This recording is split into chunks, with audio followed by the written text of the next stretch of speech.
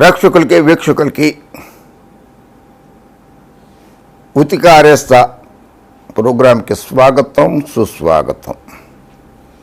నమస్కారం. ప్రముఖ రాజకీయ నాయకుడు పవన్ గారు రిపబ్లిక్ సినిమా ఫంక్షన్లో మాట్లాడుతూ వైఎస్ఆర్ కాంగ్రెస్ పార్టీ మీద, కులాల మీద వ్యాఖ్యలు చేశారు. ఆ వ్యాఖ్యలు తెలుగు రాష్ట్రాల్లో గందరగోళం సృష్టించడమే కాకుండా అశాంతి వాతావరణాన్ని నెలకొల్పుతోంది. ఒక సినిమా హీరో అయ్యుండి సినిమాల ద్వారా ప్రజలకి మంచి మంచి సందేశాలు ఇవ్వాల్సిన వ్యక్తి అయ్యుండి ఒక రాజకీయ పార్టీకి అధ్యక్షుడిగా ఉంటూ అటువంటి వ్యాఖ్యలు చేయటం దురదృష్టకరం. పవన్ గారు మీద నాకు వ్యక్తిగతంగా ఎటువంటి దురభిప్రాయము లేదు. మీరంటే నాకు చాలా గౌరవం. కానీ మీరు రాజకీయాలంటే మాత్రం ఏమాత్రం గౌరవం లేదు. మీకు మీరే తడబడుతూ ఉంటారు మీ వ్యాఖ్యలతోటి. మీకు మీరే అసంబద్ధ ప్రకటనలు చేస్తూ ఉంటారు. ఒకదానికి పొంతన ఉండదు. మీ చదువు విషయంలోనే ఇంటర్మీడియట్ 10th క్లాస్ ఫెయిల్ అయ్యానని చెప్పారు. ఇంటర్మీడియట్లో ఎంఈసీ చేశాను, సిఈసీ చేశాను, ఎంపీసీ చేశాను అన్నారు. మూడు గ్రూపుల్లో చదివేశానన్నారు ఇంటర్మీడియట్లో ఒకటేసారి. అట్లా అంటే ఒకటని కాదు, చాలా విషయాలలో మీకే పొంతనలు ఉండవు. వారసత్వ రాజకీయాలంటే ఇష్టం ఉండదు అంటారు. మీ అన్నయ్య గారే రాజకీయ పార్టీ పెట్టారు. మీరు ఆ పార్టీలో ప్రజారాజ్యం యువతకి అధ్యక్షుడిగా కూడా వ్యవహరించారు. మీరు పొత్తు పెట్టుకున్నటువంటి తెలుగుదేశం పార్టీలో వారసత్వ రాజకీయమేనా? ఎన్టీ రామారావు విశ్వవిఖ్యాత నట సార్వభౌమ నటరత్న డాక్టర్ పద్మశ్రీ నందమూరి తారక రామారావు గారు, ఆయన అల్లుడు చంద్రబాబు నాయుడు గారు, ఆయన పుత్రరత్నం నారా లోకేష్ బాబు గారు, అది వారసత్వ పార్టీనేనా?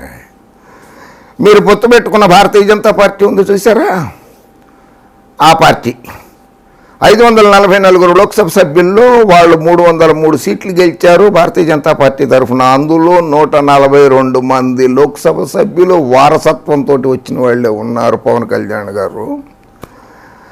అలాగే ప్రస్తుత నరేంద్ర మోడీ గారి కేంద్ర ప్రభుత్వంలో మీరు మద్దతు ఇస్తున్న భారతీయ జనతా పార్టీ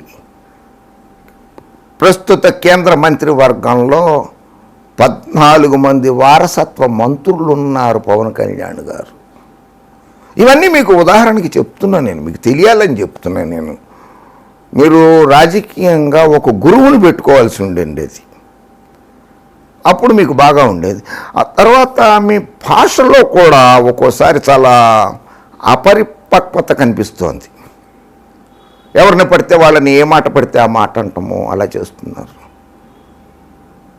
తోలు తీస్తా, తాట తీస్తా, పంచెలోడ తీసి కొడతా అన్న. మీరు మామూలుగా అన్న వాళ్ళందరూ సమాధానం చెప్పింది ఒక ఎత్తు అయితే, తెలంగాణ రాష్ట్ర ముఖ్యమంత్రి గారు అప్పుడు ఉద్యమ సారథి, తెలంగాణ రాష్ట్ర ఉద్యమ సారథిగా ఉండి మీరు అన్న మాటలకి జవాబు చెప్పారు. మీరు అంటుంటారు యుద్ధానికి సిద్ధం కావాలి. ఏం యుద్ధం చేస్తారు మీరు? రాజకీయ యుద్ధం చేస్తారా, లేకపోతే కులాల మతాల మధ్య చిచ్చు పెట్టి ఆ యుద్ధాలు రేపుతారా? ఏం చేస్తారు మీరు? ప్రజలకి సరైన సందేశం పంపండి ప్రజలకి. ఆ కేసీఆర్ గారు అన్నారు,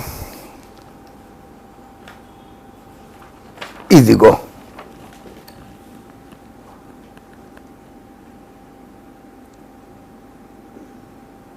చూడు, ఆయన చేతిలో కత్తి ఉంది, చూసుకో. పవన్ కళ్యాణ్ గారు ఆయన చేతిలో కత్తి ఉంది, కేసీఆర్ గారి చేతిలో. ఆయన చెప్పిన మాటల్లో నేను చదివి వినిపిస్తున్నా, పేపర్లలో వచ్చిందే. నా కొడక, కేసీఆర్ గారు అన్నదే. ఎవరో పవన్ కళ్యాణ్ గారు మిమ్మల్ని ఉద్దేశించి, నా కొడక చిటికేస్తే 1000 తుణకలు అవుతావు చిటికేస్తే 1000 తునకలు అవుతావు అని కేసీఆర్ గారు అన్నారు. చిటికెన వేలంత యాక్టర్ గాడు నా గురించి మాట్లాడతాడా? పవన్ కళ్యాణ్పై కేసీఆర్ ఫైర్. సాయుధ పోరాటాన్ని చదివా, దౌర్జన్యానికి దిగితే తాట తీస్తా పవన్ కళ్యాణ్ మీరు చేసిన వ్యాఖ్యది. సాయుధ పోరాటాల గురించి చదివాను, దౌర్జన్యానికి దిగితే తాట తీస్తా అని మీరు కేసీఆర్ గారిని ఉద్దేశించి అన్న వ్యాఖ్యలు. ఆయన చెప్పారుగా నా కొడక చిటికేస్తే 1000 తునకలు అవుతావని. ఎంత ధైర్యం అండి! తాండూరులో ఏప్రిల్ 27 నాడు తాండూరు మహాసభలో కేసీఆర్ గారి ప్రసంగ పాఠం ఇది. ఎంత ధైర్యం అండి! వాడెవడో సినిమా యాక్టర్ గాడంట, వాడి సినిమాలే నేను చూడలేదు. వాడు వరంగల్లో తెలంగాణ గడ్డ మీద నుండి అరే కేసీఆర్ నీ తాట తీస్తా, నన్ను తాట తీస్తానంటాడా? ఒక్క చిటికితో కొడితే చాలు 1000 తునాతులకులు అవుతాడు నా కొడుకు. ఏమనుకుంటున్నాడో పిచ్చి వేదవా అని కేసీఆర్ గారు అన్నారు. నేను అనలేదు. అమ్మో మీరంటే నాకు చాలా గౌరవం పవన్ కళ్యాణ్ గారు. కేసీఆర్ గారు అన్నది. సరే, నేను మీ వ్యక్తిగతం గురించి అయితే నేను అస్సలు మాట్లాడదలుచుకోలేదు. అది మీ ఇష్టారాజ్యం, మీ ఇష్టారాజ్యం, అది ప్రజారాజ్యం కదా, ఇష్టారాజ్యం. అసలు ఈ అమ్మాయి పూనం కౌర్ అసలు ఎటువంటి తగాదా పెట్టేసిందంటే రాష్ట్రంలో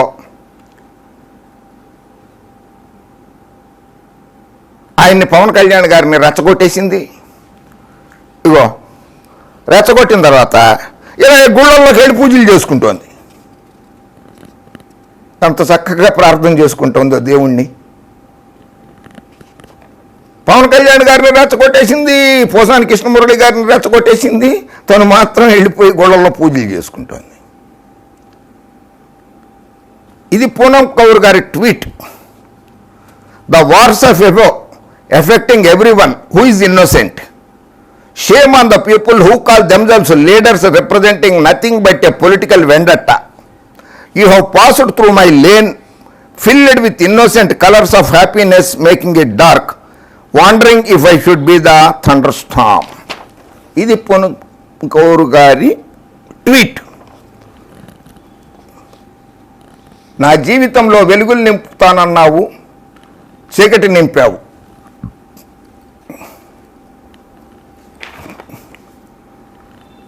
రాజకీయం అనేది ఒక అపహాస్యం మీరు చేస్తున్నది. ప్రజానాయకుడిని చెప్పుకుంటాం కూడా అపహాస్యమే. మీకు రాజకీయంగా విరోధాలు ఉంటే అవి తీర్చుకోవటం కోసమే పార్టీ పెట్టినట్టున్నారు, కానీ ప్రజాసేవ చేయటానికి కాదు అన్నది ఆ పూనం కౌర్ గారి ట్వీట్ ఉద్దేశ్యం. మళ్ళీ ఇంకో ట్వీట్ చేసింది ఆ పాపే, పూనం కౌర్ గారు. Want Prakash Raj sir to win my elections. If he does, I will put up the issues I have faced and kept quiet for the longest time. He is the only one who is a political and doesn't get involved in petty politics. With all due respect to elders, will adhere to what they say. Jai Hind. Prakash Raj గారు మా ఎలక్షన్లలో గనక గెలిస్తే నేను ప్రకాష్ రాజ్ గారి దగ్గరకు వచ్చి ఆ సినిమా నటుడు ఎవరో, నన్ను ఏ రకంగా బాధలు పెట్టాడో, ఏ రకంగా చిత్రహింసలు పెట్టాడో, నన్ను ఏ రకంగా అన్యాయం చేశాడో, నా జీవితాన్ని ఎలా నాశనం చేశాడో ఆయనతో చెప్పుకుని నాకు న్యాయం చేయమని కోరుకుంటాను అని చెప్పి ట్వీట్ చేసింది. నేను చెప్పట్లా, ఇది పూనం కౌర్ గారి ట్వీట్లే. ఎందుకంటే ఒక మనిషిగా క్యారెక్టర్ ఉండాలండి, క్యారెక్టర్ ఉండాలి. పార్టీకి గుర్తింపు లేదు, ఉన్న ఎలక్షన్ సింబల్ గ్లాస్ పాయ్. ఇది పూనం కౌర్ గారి ట్వీట్. సరే, ఇది కూడా పేపర్లో వచ్చింది, హన్స్ ఇండియాలో. Power star Pawan Kalyan's marriage to his Teenmaar co-star is official, say media reports. The actor has indeed legalized his relationship with Dana. For quite some time now, speculation was rife that Pavan had indeed divorced his wife Renu Desai. There was also news that the actor had applied for registration of his marriage at one of the sub-registrar's office in Hyderabad.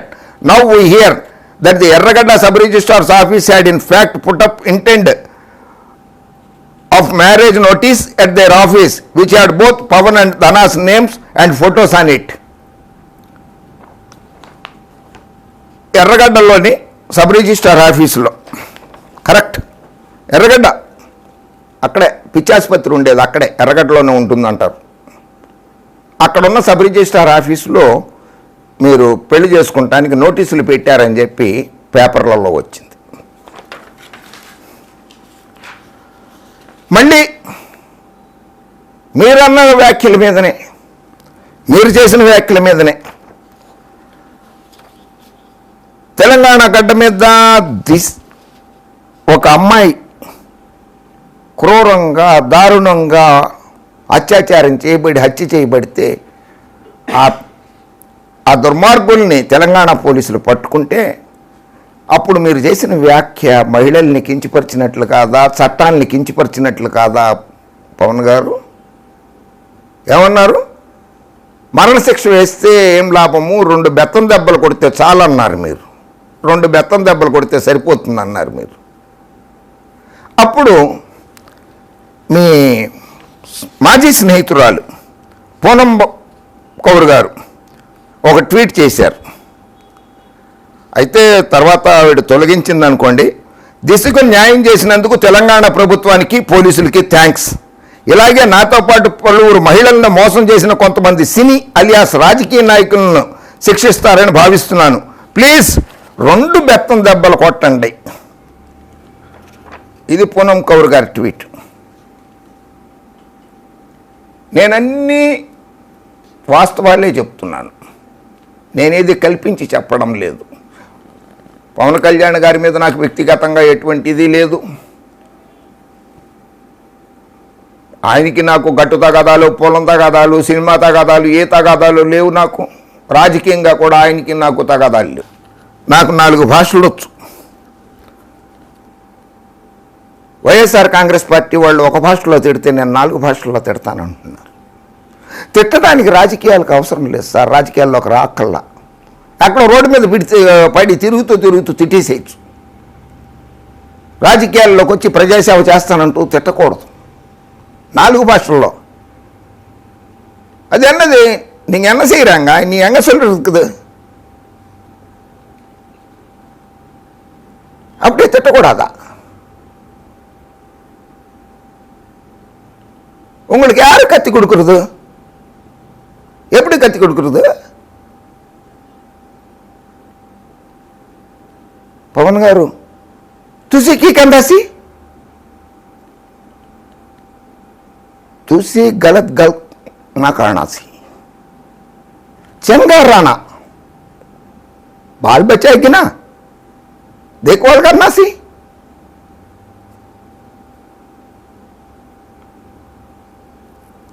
ಏನ್ರಿ ಏನು ಮಾತಾಡಿದ್ರಿ ಪವನ್? ಊಟ ಮಾಡಿದ್ಯಾ? ಮಾಡಿ, ಬೇಗ ಮಾಡಿ निद्र। क्या कहता है आपने पवन जी, क्या कहता है? 4 भाषा में गाली दे सकता है?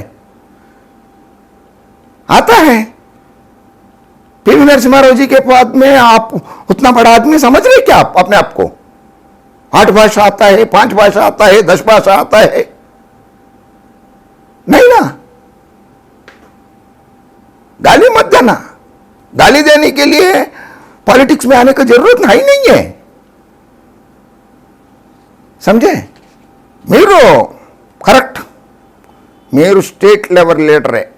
మిమ్మల్ని ఆ మధ్య మీరు ఒక బహిరంగ సభలో ప్రసంగిస్తుంటే మీ అభిమానులు సభకు హాజరైన వాళ్ళందరూ పవర్ స్టార్ జిందాబాద్, పవర్ స్టార్ జిందాబాద్ అన్నారు. అది వాళ్ళ ఉత్సాహము.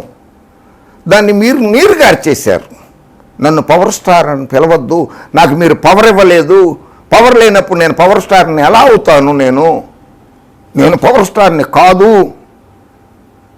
పవర్ ఉన్నప్పుడే పవర్ స్టార్ని, మీరు అలా పిలవద్దు నన్ను అన్నాను.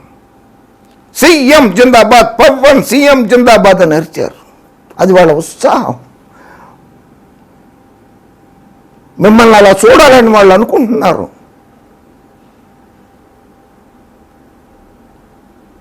నన్ను సీఎంగా పిలవద్దు,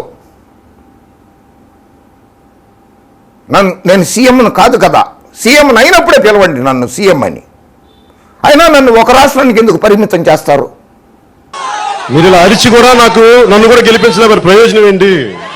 వద్దు, అరవద్దు. వాస్తవాలు మాట్లాడుకుందాం, అరవద్దు. కళ్యాణ్ బాబు జిందాబాద్ అన్నా, పవర్ స్టార్లు అన్నా, పవర్ లేని కాడికి పవర్ స్టార్ కూడా వేస్ట్. ఎందుకని తీసేశారు. వద్దు. పవర్ వచ్చినప్పుడు పవర్ స్టార్ అని పిలవండి, అప్పుడు దాకా పిలవకండి.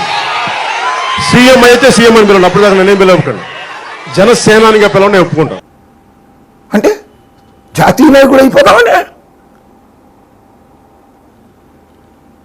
తెలుగుదేశం పార్టీని జాతీయ పార్టీ చేస్తే ఉన్నది పాయే, ఉంచుకున్నది పాయే, రాష్ట్రంలో పాయే, నేషనల్ పార్టీస్లో పెళ్ళిళ్ళకు కూడా పిలవడం లేదా ఆ పార్టీ నాయకుడిని, బర్త్డే పార్టీలకు కూడా పిలవడం లేదా ఆ పార్టీ నాయకుడిని, ఉన్నది పాయే, ఉంచుకున్న పాయే, జాతీయ పార్టీ అంటే మీరు తమ జాతీయ పార్టీ నాయకుడు అయిపోదాం అనుకున్నారండి, జాతీయ స్థాయిలో ఎదిగిపోదాం అనుకున్నారు.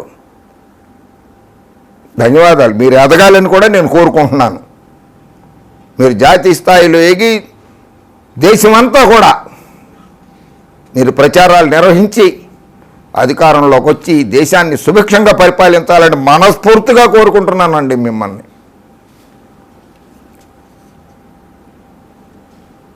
ఆంధ్రప్రదేశ్, గుజరాత్, రష్యా, మీరు ఈ రాష్ట్రాలన్నీ పర్యటించారు. ఆంధ్రప్రదేశ్లో పర్యటించారు, గుజరాత్లో పర్యటించారు, రష్యాలో పర్యటించారు.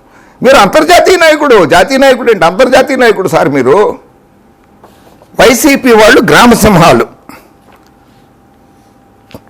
చాలా చక్కటి పదం వాడారు. వైసీపీ వాళ్ళు గ్రామ సింహాలు. గ్రామ సింహం అంటే కుక్క, దానికి ఉంటుంది చాలా విశ్వాసం ఉంటుంది. కుక్కకి చాలా విశ్వాసపాత్రమైన జంతువు అది.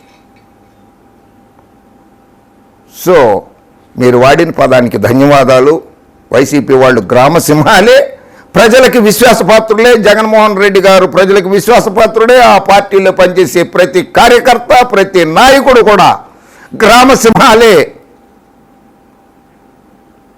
జగన్మోహన్ రెడ్డి గారితో సహా ఆ పార్టీలో ఉన్న మంత్రులు, శాసనసభ్యులు, లోక్సభ సభ్యులు, రాజ్యసభ సభ్యులు, ఎంపీటీసీలు, జడ్పీటీసీలు, మున్సిపల్ కౌన్సిలర్లు, కార్పొరేటర్లు, చైర్మన్లు, జిల్లా పరిషత్ చైర్మన్లు అందరూ కూడా గ్రామ సింహాలే. ప్రజలకి విశ్వాసపాత్రంగానే ఉంటారు. అలాగే గ్రామ సింహాల్లాగానే గ్రామాలతో సహా వీధుల్లో సహా కావలి కాస్తారు. చెత్త రాజకీయ నాయకుల్ని అడుగు పెట్టనివ్వకుండా గ్రామ సింహాల్లాగానే కావలి కాస్తారు వాళ్ళు. వైసీపీ వాళ్ళకి డబ్బు, మదం, అహంకారం పుష్కలంగా ఉన్నాయి. భయం లేదు. భయం ఎలా ఉంటుందో నేను నేర్పిస్తా. భయం ఎలా ఉంటుందో మీరు నేర్పిస్తారా? అంటే భయపెడతారా మీరు? రాజకీయాల్లోకి వచ్చిన వాళ్ళు భయపెట్టకూడదు సార్.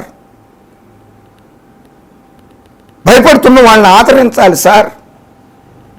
వాళ్ళ భయాల్ని తొలగించాలి సార్. భయపెట్టకూడదు సార్. భయం నేర్పుతారా?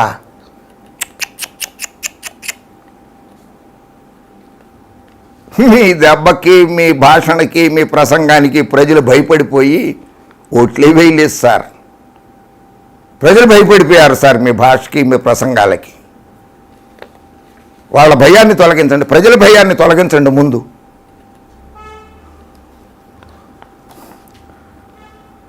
వైసీపీ వాళ్ళు నాకు బయటికి ఈడ్చి కొడతాం, లేదంటే ఐపీసీ సెక్షన్ ప్రకారం శిక్షలు పడతాయి. ఇదేంటండి? రాజకీయాల్లో ఉన్న వాళ్ళు ఆ పదాలు వాడచ్చా? ఈడ్చి కొడతాము, తంతాము, తాట తీస్తాము, తోలు తీస్తాము, అనేది. అది కేసీఆర్ గారు కనుక టక్కన మీకు సమాధానం చెప్పి ఎవడండి వాడు చిటికి నేలేస్తే 1000 తునకలు అవుతాడని చెప్పి ఆయన అన్నాడు. జగన్మోహన్ రెడ్డి గారు ఆ పదం వాడడంలా ఆయన సంయమ్యాన్ని, ఆయన ఓర్పుని పరీక్షించద్దు మీరు. ఆయన చాలా గౌరవం ఇస్తున్నారు మీకు, పవన్ కళ్యాణ్ గారు. మీకు ఆయన సహనాన్ని పరీక్షించద్దు, ఆయన ఓర్పును పరీక్షించద్దు. బాబు, కేసీఆర్ గారు పవన్ కళ్యాణ్ గారిని ఉద్దేశించి అన్న వీడియో ఉంది చూసారా, అది ప్లే చేయండి. దురహంకారంతో చెడితే తాట తీస్తాను కేసీఆర్ గారు, గుర్తుపెట్టుకోండి. వాడు ఏం సినిమా యాక్టర్ అని వాడు సినిమానే చూడలేదు నేను. వాడు ఏం యాక్టర్ నాకు తెలియదు. వాడు నిన్న వరంగల్లో తెలంగాణ గడ్డ మీద నిల్చొని అరే కేసీఆర్ నీ తాట తీస్తా అంటాడా?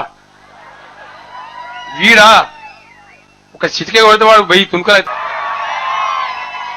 ఒక చిటికే కొడితే వాడు 1000 తుణుకలు అవుతాయి. ఒక చిటికే కొడితే వాడు 1000 తుణుకలు అవుతాయి. నన్ను రోజు 10 కుక్కలు తిడితే నేను పడుచుకోను. చూసావు బాబు, నేను చెప్పలా, కేసీఆర్ గారు చెప్పింది, అది వీడియోనే. వైసీపీ వాళ్ళని నేను వివేకానంద హత్యపైన అడుగుతుంటే నా పెళ్లి గురించి మాట్లాడుతున్నాను. వివేకానంద హత్య గురించి వైసీపీ నాయకులను కాదు మీరు అడగాల్సింది. మీరు పొత్తు పెట్టుకున్న బీజేపీ పార్టీని అడగండి. కేంద్రం అధికారంలో ఉంది, సిబిఐ ఎంక్వైరీ జరుగుతున్నది, సిబిఐ కేంద్ర ప్రభుత్వ అధీనంలో ఉంటుంది, జగన్మోహన్ రెడ్డి గారు అధీనంలో ఉండదు. ఆ మాత్రం తెలియకుండా రాజకీయాలు చేస్తానండి ఎట్లాగని ఆయన అడగండి. నరేంద్ర మోడీ గారిని అడగండి, అమిత్ షా గారిని అడగండి, హోంమంత్రి గారిని. దమ్ము లేదా, ధైర్యం లేదా? వైసీపీ అధినేత కూడా నా వ్యక్తిగత జీవితం గురించి మాట్లాడారు. నేను మాట్లాడగలను, కానీ నాకు సంస్కారం ఉంది, మంచి సంస్కారం ఉంది మీకు. శభాష్, మీకు సంస్కారం లేదని మాత్రం నేను అనదలుచుకోలేదు. మీరు సంస్కారవంతులే, 100కి 100 పాళ్ళు సంస్కారవంతులే. అందుకే రాజకీయాల్లోకి వచ్చారు. వైసీపీ వాళ్ళ కుటుంబ సభ్యులను నేను కాదు, నా అనుచరులు కూడా ఒక్క మాట అనరు, నేను మాటిస్తున్నాను అంటున్నారు. Thanks for that, thanks for that. మా నాన్న ముఖ్యమంత్రి కాదు, నాకు ఫామ్ హౌస్ లేదు. అదృష్టం మీ నాన్నగారు ముఖ్యమంత్రి కాకపోవడం అనేది ఆయన దురదృష్టం. పాపం ఆయన అంటే చాలా పెద్దవారు, గౌరవనీయులు. మీ అన్నగారు కాలేకపోయారు, చిరంజీవి గారు, అది కూడా ఆయన దురదృష్టం. కానీ మీరు మాత్రం ఒక్కసారి రాష్ట్రానికి ముఖ్యమంత్రి అవ్వాలి లేదా ఈ దేశానికి ప్రధానమంత్రి అవ్వాలని కోరుకుంటున్న మొట్టమొదటి వ్యక్తిని నేనే. ప్రధానమంత్రి అవ్వాలని కూడా కోరుకున్న మొట్టమొదటి వ్యక్తిని నేనే. ఎందుకంటే మీరు జాతీయ నాయకుడు అని చెప్పుకున్నారు కదా, అందుకోసమని. పక్కవారు బాధపడితే సహించరు. Yes, it is true. మీలో ఆ మానవత్వం ఉంది. మీ పక్కవారు బాబు గారు కానీ, చిన్నబాబు గారు కానీ, పచ్చ మీడియా కానీ, పచ్చ పార్టీ వాళ్ళు కానీ బాధపడితే మీరు అస్సలు సహించరు. వాళ్ళు కుడి చేతి పక్కనే కదా ఉంది మీకు. వాళ్ళు బాధపడితే మీరు సహించలేరు. రాష్ట్రం కోసం ఇతర పార్టీలతో ఉన్నాను. ఉన్నాను, తప్పు లేదు. విశ్వవిఖ్యాత నట సార్వభౌమ నటరత్న డాక్టర్ పద్మశ్రీ నందమూరి తారక రామారావు గారు కూడా చాలా పార్టీలతోటి కలిసి పనిచేశారు. మీ రాజకీయ గురువు లాంటి వారు, ఎప్పుడు మీరు రాసుకు పూసుకు తిరుగుతున్న చంద్రబాబు నాయుడు గారు కూడా సింగల్గా పార్టీతో పోటీ చేసిందే లేదు. ఎప్పుడు చూసినా ఏదో ఒక పార్టీ పొత్తుతోటి ఆయన అధికారంలోకి వచ్చారు, ప్రతిపక్షంలోకి వచ్చారు. సో మీరు కూడా పార్టీలతోటి కలవటంలో తప్పు లేదు. భారతీయ జనతా పార్టీ 31 పార్టీలు పొత్తుతో అధికారంలోకి వచ్చింది. భారతీయ జనతా పార్టీ 1 కాదు 2 కాదు 31 పొలిటికల్ పార్టీస్. ఆ రాష్ట్ర ఆ పార్టీ జాతీయ అధ్యక్షుడికి కానీ, ఆ పార్టీ ప్రధానమంత్రికి కానీ, ఆ పార్టీలో ఉన్న హోంమంత్రి గారు అమిత్ షా గారికి కానీ, ప్రముఖ నాయకులకు కానీ 31 పార్టీలు పేర్లు చెప్పడం కూడా నోరు తిరగదు వాళ్ళకి. ఎందుకు తమిళంలోనే 9 పార్టీలు, అన్నా డిఎంకేలు కాకుండా చాలా పార్టీలు ఉన్నాయి కదా, వాటిని నోరు తిరగదు పాపం వాళ్ళకి ఆ పేర్లు పలకడానికి కూడా. సో ఇప్పుడు మీరు ప్రస్తుతం అటువంటి పార్టీతోటి పొత్తులో ఉన్నారు కనుక భారతీయ జనతా పార్టీతోటి నో ప్రాబ్లం. మీరు కూడా పొత్తుల్లో ఉండొచ్చు, ఆ అవకాశం మీకున్నది, రాజ్యాంగం కల్పించింది కూడా మీకు. రాజకీయాల్లో కలుపు మొక్కలు తీసేయండి. మేము కూడా కోరుకునేది అదే, తెలుగు ప్రజలు కోరుకునేది అదే, ఆంధ్రప్రదేశ్ ప్రజలు కూడా కోరుకునేది అదే. కలుపు మొక్కలు తీసేయండి మీరు. ప్రెసిడెంట్ మెడల్ సైన్యంలో కష్టపడితే వస్తుంది, కానీ మన ఆంధ్రప్రదేశ్లో 500కే వస్తుంది. శబాష్. ప్రెసిడెంట్ మెడలు సైన్యంలో కష్టపడితేనే కాదు, ఉపాధ్యాయ వృత్తిలో కూడా వస్తుంది, పోలీస్ అధికారులకు కూడా వస్తుంది రాష్ట్రపతి అవార్డు. మీరు అన్నది పోలీస్ మెడల్ అనేది ఒక బ్రాండ్ నేమ్, ఒక మద్యం brand name. For your kind information,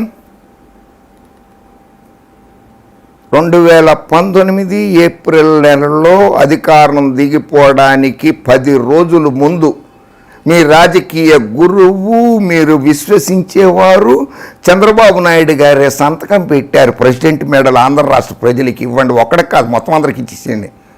ఆయన సంతకం పెట్టిన బ్రాండ్ అది పవన్ కళ్యాణ్ గారు. జగన్మోహన్ రెడ్డి గారు పెట్టిన బ్రాండ్ కాదు, జగన్మోహన్ రెడ్డి గారు తెచ్చిన లిక్కర్ పాలసీలో బ్రాండ్ కాదు అది. పదవిలో నుంచి దిగడానికి 15 రోజుల ముందు పెట్టిన సంతకం. బాబు గారి ఆదేశాలతోటే వచ్చింది ఆ ప్రెసిడెంట్ మెడల్ రాష్ట్రానికి. తెలుసుకోండి కొంచెం. ఆంధ్రప్రదేశ్లో అభివృద్ధి లేదు. మీరెక్కడ ఎప్పుడో చుట్టం చూపుగా వెళ్తారు కదా, మీ గురువు గారేమో ఏడాదిన్నర అయిపోయింది, అప్పుడోసారి చుట్టం చూపుగా వెళ్ళి వస్తున్నారు. మీరు అలాగే హైదరాబాద్, మీరు ప్రవాసాంధ్రులు. ఆంధ్రప్రదేశ్ ప్రజలకు ఎలా చెప్తారు మీరు? ఎప్పుడో నెలకోసారో 2 నెలలకోసారో చుట్టం చూపుగా వెళ్ళి వస్తున్నారు తప్పితే, హైదరాబాద్లో కూర్చొని రాజకీయాలు చేస్తున్నారు తప్పితే, ఆంధ్రప్రదేశ్లో బాబు గారు కానీ, లోకేష్ బాబు గారు కానీ, మీరు కానీ, మీకు అభివృద్ధి ఎలా కనపడుతుంది? అక్కడ ఉంటే కనపడుతుంది మీకు అభివృద్ధి ఎలా జరుగుతుంది అనేది. అక్కడే ఉండండి, కట్టుకున్నారుగా ఇల్లు, అక్కడ ఉండండి. ప్రతిపక్షంగా అడగడం నా బాధ్యత, కానీ ప్రతి సన్యాసి తిడుతున్నాడు. అందరూ తిడితే నేను ఏడుస్తూ ఉంటా అనుకున్నారేమో, బలంగా తయారవుతాను, ప్రతి ఒక్కరిని గుర్తుపెట్టుకుంటా. వెరీ గుడ్, చాలా బాగా చెప్పారండి. సన్యాసి తిడుతున్నారు. What do you mean by సన్యాసి? 2 లక్షల పుస్తకాలు చదివానన్నారు కదా, 2 లక్షల పుస్తకాలలో ఇది ఒక పుస్తకము. ఇదిగో ఇది భగవద్గీత. ఇది భగవద్గీత అండి పవన్ కళ్యాణ్ గారు. ఇందులో 6వ అధ్యాయంలో ఉన్నది ధ్యాన యోగము అని. సమ్యక్ దర్శనాన్ని సాధించాలంటే శరీరము, ఇంద్రియములు, మనస్సు, బుద్ధి ఇవన్నీ ఆత్మయందు సంయమం చేయుట పరమ ఆవశ్యకము. ఆత్మయందు వీటి సంయము, నిగ్రహము ఎట్లు సాధించవలనో ఆ సాధనములన్నీ ఆత్మ సంయమ యోగం అని పేరు. దీనినే ధ్యాన యోగమని, అభ్యాస యోగమని అంటారు. దీంట్లో ముఖ్యమంత్రి అవ్వాలనో, ఇది నేను రాసింది కాదు, ఇది భగవద్గీతలోనే ఉన్నది, 6వ అధ్యాయంలో ఉన్నది. ఇది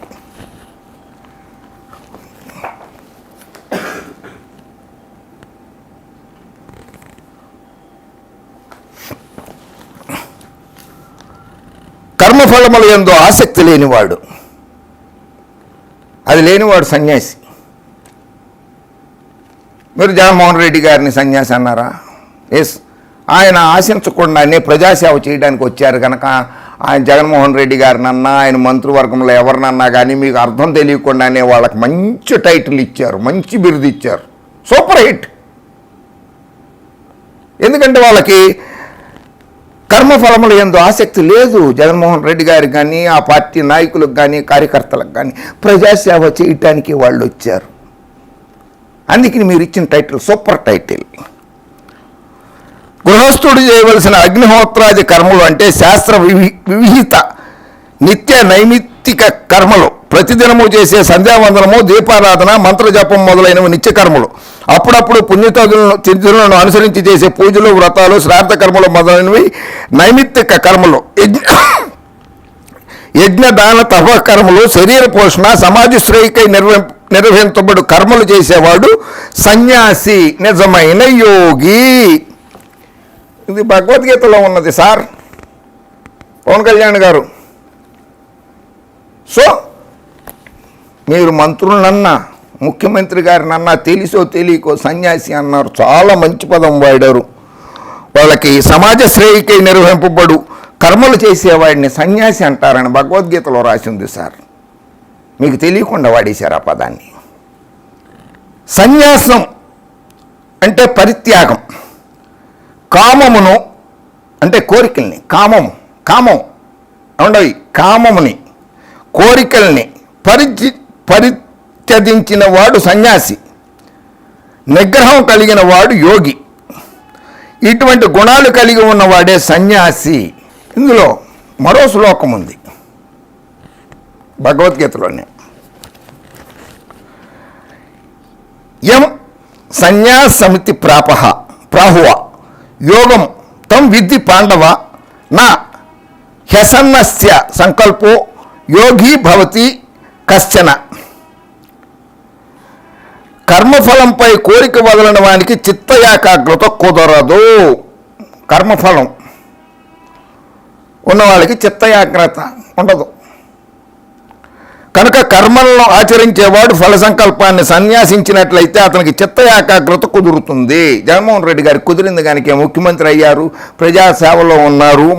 మొదటి ఉవాచిలో ఉన్నట్లుగా సమాజ శ్రేయస్కి నిర్వహించబడే కర్మలు చేసేవాడిని సన్యాసి అని అన్నారు కదా, ఆయన అలాగే చేస్తున్నాడు జగన్మోహన్ రెడ్డి గారు. ఫలాపేక్ష లేని కర్మయోగం ధ్యానయోగ సాధనకు బాహ్య సాధనం.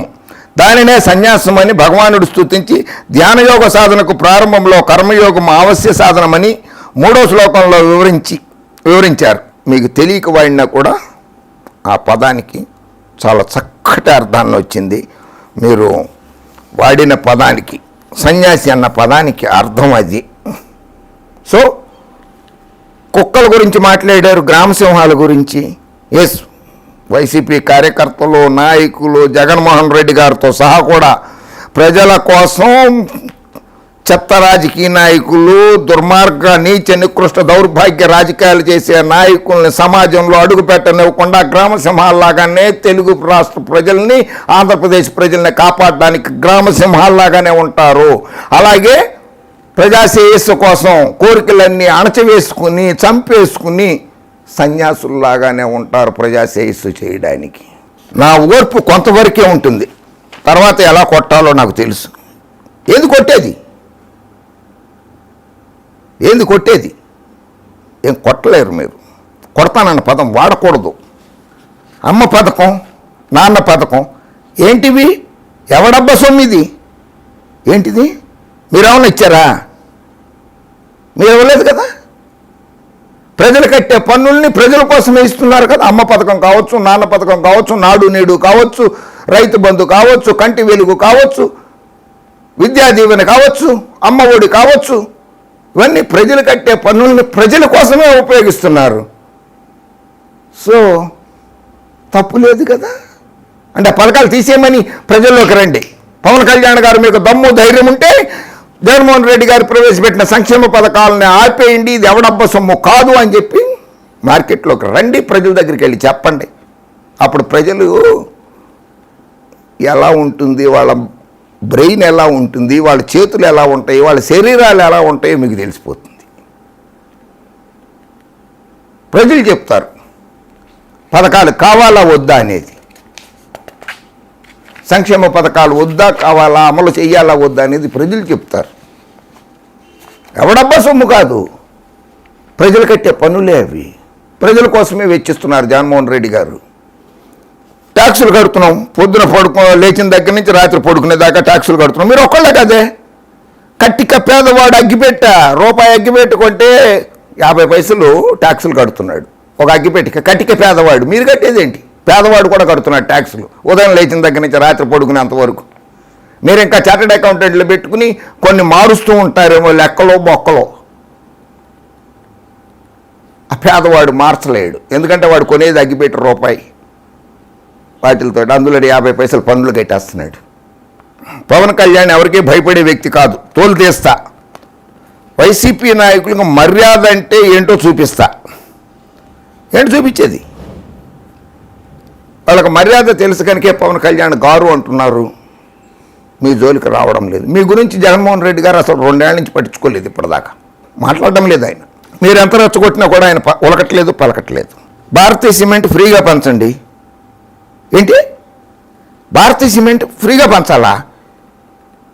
మీరు నటించిన సినిమాలు ఉచితంగా చూపించండి ప్రజలకి.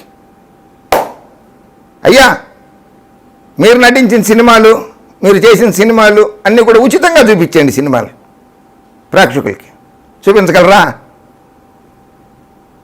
అది ఫ్యాక్టరీ, వ్యాపారం. సినిమా రంగం వ్యాపారం. అందుకనే మీరు టికెట్లు అమ్ముకుంటున్నారు, లాభాలు గడిస్తున్నారు. సో ఉచితంగా చూపించట్లేదుగా సినిమాలు ఎవరికి.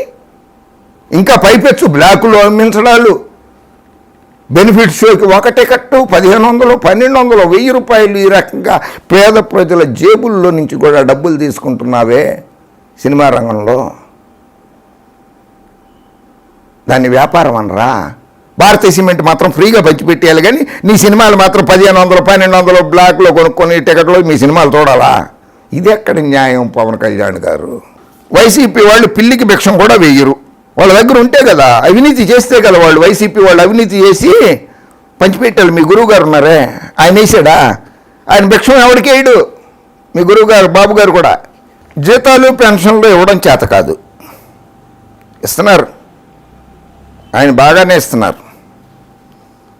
జీతాలు ఇస్తున్నారు, బాగానే ఇస్తున్నారు. పెన్షన్లు కూడా బాగానే ఇస్తున్నారు. గ్రామ వాలంటీర్లు ఇంటింటికి వెళ్ళి పెన్షన్లు ఇస్తున్నారు. హాస్పిటల్లో ఉంటే కూడా వెళ్ళి పెన్షన్ ఇచ్చొస్తున్నారు. రాష్ట్ర ఆర్థిక వ్యవస్థ అతలాకుతం అయింది. ఆర్థిక వ్యవస్థ అతలాకుతం అయిపోయిందా? అప్పులు తెచ్చేస్తున్నారా? అతలాకుతం అంటే అర్థం ఏంటంటే, ఇంటర్మీడియట్లో సిఈసి, ఎంపీసీ, ఎంఈసి 3 చదివేశారు. ఏదన్నా ఒకటి చదివితే తెలిసి ఉండేది అతలాకుతం ఆర్థిక వ్యవస్థ అంటే ఏంటి అనేది. కామర్సు, ఎకనామిక్స్ చదివితే తెలిసేది. మనం 3 చదివేసరికి మర్చిపోయాం. మనం రాష్ట్ర ఆర్థిక వ్యవస్థ అతలాకుతం కాలేదు. ప్రతి రాష్ట్ర ప్రభుత్వం కూడా రిజర్వ్ బ్యాంక్ ఆఫ్ ఇండియా దగ్గర అప్పులు తెచ్చుకుంటూనే ఉంటుంది. ఇది నిరంతర ప్రక్రియ, అప్పులు తెచ్చుకోవడం అనేది. అభివృద్ధి చెందుతున్నాం కనుక, సంక్షేమ పథకాలు కావాలి కనుక, పేదవాళ్ళని, బడుగు, బలహీన, దళిత వర్గాల్ని సమాజంలో ఒక రేంజ్కి తీసుకురావాలనే ఉద్దేశం ఉంది కనుక సంక్షేమ పథకాలు అమలు చేయడం వల్ల విద్యార్థులకి మంచి చదువు చెప్పించాలన్న ఉద్దేశం ఉంది కనుక అప్పులు చేయడం సహజం. మీరే మాట్లాడుతూ చెప్పారు, అక్కడ అమ్మాయి ఇక్కడ అబ్బాయి సినిమాకి నేను 15 లక్షలు అప్పు చేశానని. మీరు ఒక్క సినిమాకి, మీరు నటించిన ఒక సినిమాకి 15 లక్షలు అప్పు చేస్తే 5.5 కోట్ల మంది ప్రజల సంక్షేమానికి జగన్మోహన్ రెడ్డి గారి ప్రభుత్వం అప్పు చేస్తే తప్ప? నేను కోట్లు ట్యాక్స్ కట్టి సినిమా రంగంలో నుంచి రాజకీయాల్లోకి వచ్చాను. మీరు కట్టే ఉండొచ్చు, కట్టి ఉంటారు కూడా, కాదన్నారు. జగన్మోహన్ రెడ్డి గారు కూడా ప్రతి సంవత్సరము తను ఎంత ట్యాక్స్ కడుతున్నాడు? 470 కోట్లు, 460 కోట్లు, 310 కోట్లు, 210 కోట్లు, మీకంటే ఎక్కువ ట్యాక్స్ కట్టాడు ఆయన ప్రతి సంవత్సరము శాసనసభకి సీల్డ్ కవర్లో శాసనసభాపతి గారికి సమర్పిస్తూనే ఉన్నారు. మీరు మీ ఇంట్లో పెట్టేసుకుంటారు, మీరు బహిర్గత పరచట్లా. మీ గురువు గారు ఏమో నా చేతికి గడియారం లేదు, నా దగ్గర డబ్బులు లేవు అంటాడు. ఆయన ఎంత ట్యాక్స్ కడతాడో ఎవరికి చెప్పడం. నేను ప్రజారాజ్యంలో మా అన్నయ్య వెనకున్నాను, ఉన్నారు. మీరు లేరని ఎవ్వరూ అనలేదు. ప్రజారాజ్యం పార్టీని మా పక్క పార్టీ వారు నడవకుండా చేశారు. వాళ్ళు నడవకుండా చేయడం ఏంటి? కుంటి వాళ్ళనైతే ఎవడన్నా నడిపిస్తాడు. మీరు మంచి స్టౌట్గా ఉన్నారా, మీరు చక్కగా ఉన్నారు, మీరు నడవగలిగే శక్తి ఉన్నవాళ్ళు. మీ అంతటి మీరు నడవలేకపోయారు. ఇంకోళ్ళ మీద అమాండం వేయడం ఎందుకు సార్? రాష్ట్ర విభజన జరిగిన దగ్గర నుంచి ఇప్పటికి నేను కోలుకోలేదు. మీకు తెలంగాణ అంటే ద్వేషం, అసహ్యం. రాష్ట్ర విభజన జరిగిన తర్వాత 11 రోజులు నేను అన్నహారాలు మానేశానని చెప్పారు, నిద్రపోలేదని చెప్పారు. అంటే తెలంగాణ ప్రజలు పక్క ప్రజలు కాదా? పక్క ప్రజలకి ఏదన్నా జరిగితే నేను తట్టుకోలేనని మీరే అన్నారే. పక్క ప్రజలు మరి చాలా బాధల్లో ఉండి తెలంగాణ ఉద్యమంలో 1200 మంది అసూలు బాసారే, ఆత్మహత్యలు చేసుకున్నారే తెలంగాణ రాష్ట్రం కోసం. ఆ బిడ్డల్ని ఒక్కరోజైనా పరామర్శించారా? ఓదార్చారా ఆ కుటుంబ సభ్యుల్ని? కేసీఆర్ గారు ఓదార్చారు. ఎప్పటిగా అంటాం జై కేసీఆర్. వైఎస్ఆర్ గారు మరణించిన తర్వాత జగన్మోహన్ రెడ్డి గారు ఓదార్పు యాత్ర చేశారు. ఆ వైఎస్ఆర్ గారి కోసం మరణించిన తర్వాత ఆ బాధను తట్టుకోలేక చనిపోయిన వాళ్ళ కుటుంబాలు ఇంటింటికి వెళ్ళారు, ఆయన చేతనైన ఆర్థిక సహాయం చేశారు, వాళ్ళని ఓదార్చారు, పరామర్శించారు. మీరు సమైక్యాంధ్ర రాష్ట్ర ఉద్యమం సమయంలో బలిదానం చేసుకున్నటువంటి ఆంధ్ర యువకుల్ని పట్టించుకున్నారా? తెలంగాణ రాష్ట్రం కోసం బలిదానాలు చేసుకున్న వాళ్ళ కుటుంబాలని పట్టించుకున్నారా మీరు? అందుకే మేము అంటాం, జై కేసీఆర్, జై జగన్, జై చిరంజీవ. మీ అన్నగారు చాలా మంచివారు.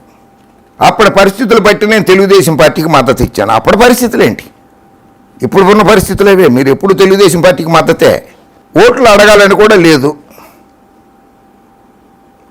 మంచిది.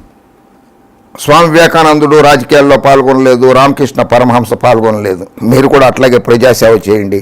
అంతటి గొప్ప మహానుభావుల్ని ఆదర్శంగా తీసుకోండి. మదర్ తెరిసా లాగాను, రామకృష్ణ పరమహంస లాగాను, వివేకానందుడు లాగాను ఓ రాజకీయ పార్టీని తిట్టకుండా మీకు చేతనంత సహాయం చేస్తూ ఉండండి ప్రజలకి. మీకు 100 ఏళ్ళ ఆయుష్, నిండు 100 ఏళ్ళ ఆయుష్తో ఉండాలి. ఆంధ్రప్రదేశ్ ప్రజలకి, తెలుగు రాష్ట్రాల ప్రజలకి, తెలంగాణ ప్రజలకి మీరు సేవ చేయాలని మనస్ఫూర్తిగా కోరుకుంటా. టీఆర్ఎస్కి వర్గశత్రువులు ఆంధ్రప్రదేశ్ పాలకులు. టీఆర్ఎస్కి వర్గశత్రువులు లేరు. టీఆర్ఎస్కి వర్గశత్రువులే లేరు. జగన్మోహన్ రెడ్డి గారు, నేను ఆంధ్రావాడినే. కేసీఆర్ గారు టీఆర్ఎస్ రాష్ట్ర పార్టీ పరిపాలిస్తున్న రాష్ట్రంలో చాలా గౌరవంగా, చాలా మర్యాదగా బతుకుతున్నాను. తెలంగాణ ప్రజలు అన్నా అనే పిలుస్తారు, నన్ను అన్నా అని పిలుస్తారు. కొంతమంది బావా అని పిలుస్తారు, కొంతమంది మామా అని పిలుస్తారు, నన్ను కొంతమంది చాచా చాచా అని పిలుస్తారు. తెలంగాణ ప్రజలకి గౌరవం ఇవ్వడం ఎక్కువ తెలుసు. మీరు దాడులను ప్రోత్సహించారు, no doubt about it. Posani Krishnamurali గారి ఇంటి మీద దాడి చేశారు కదా, కార్యకర్తల్ని దాడి చేయొద్దని చెప్పలేదా మీరు? తెలంగాణ రాష్ట్ర ముఖ్యమంత్రి కేసీఆర్ గారు, తెలంగాణ రాష్ట్ర సమితి వర్కింగ్ పార్టీ అధ్యక్షులు కేటీఆర్ గారు కూడా పోసాని కృష్ణమురళి గారికి మద్దతు పలికారు. నేను కూడా మద్దతు పలుకుతున్నా. ఓ పక్కన నేను ఓట్లు అడగను అంటూనే ఉన్నారు, మరో పక్కన నన్ను మీరు గెలిపిస్తే ప్రభుత్వం ఎలా ఉండాలో చేసి చూపిస్తానంటారు. ఓ పక్కన సన్యాసిని అంటారు, వారు సన్యాసి అని తిడితే బాధపడుతున్నారు. ఓట్లు అడగను అంటారు, మళ్ళీ ఓట్లు వేసి నన్ను గెలిపిస్తే నేను ప్రభుత్వం ఎలా ఉండాలో చూపిస్తాను అంటున్నారు. ఇదే వైరుధ్యం అంటే. మీ ప్రకటనలో మీరే వైవిధ్యం చేసి చూపిస్తున్నారు పవన్ కళ్యాణ్ గారు. ఇన్ ఇంగ్లీష్, సన్యాసి is an ascetic, one who has renounced worldly attachments. It is the fourth and the last stage of a Hindu's life. The person need not be scholarly or anything. Just get out of worldly bondages. Almost anybody can become a sannyasi, especially in the last stages of life. ఇది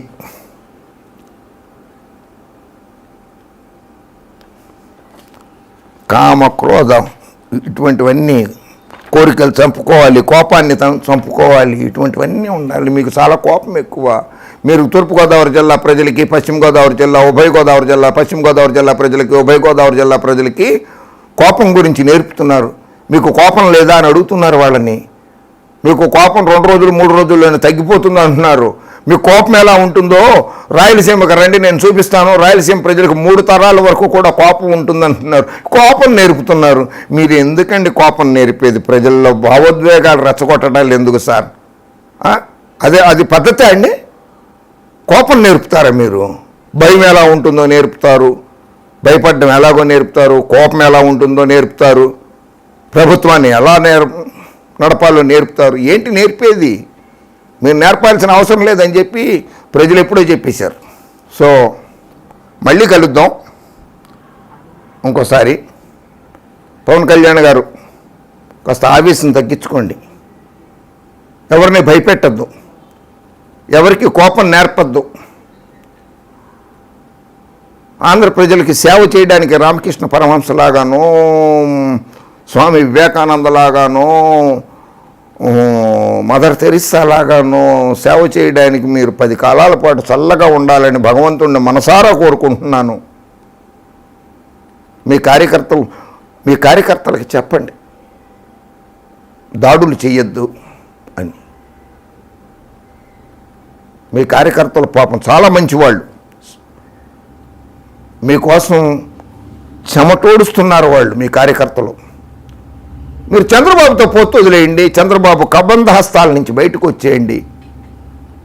మీ party బాగుపడుతుంది, మీ కార్యకర్తలు బాగుపడతారు, మీ కార్యకర్తలు సుశిక్షితులు అవుతారు, కార్యకర్తలు మీకోసమే పోరాడతారు. మిమ్మల్ని ముఖ్యమంత్రిని చేయగలిగే సత్తా మీ పార్టీ కార్యకర్తలకు ఉంది, లేదని కాదు. కానీ మీరేమో లోకేష్ ముఖ్యమంత్రి కావాలో, చంద్రబాబు ముఖ్యమంత్రి కావాలో అని కోరుకుంటుంటారు. అది తప్పు. అలా కాకుండా నేనే ముఖ్యమంత్రిని అవుతాను, మీరందరూ దాడులు చేయొద్దు, ఎవరి మీద దాడులు చేయొద్దు, ఓర్పు సహనంతో ఉండండి అని చెప్పండి. మీరు తప్పకుండా ముఖ్యమంత్రి అవుతారు. అవకాశం వస్తే ప్రధానమంత్రి కూడా అవుతారు. మీరు అవ్వాలని కోరుకుంటూ జై హింద్.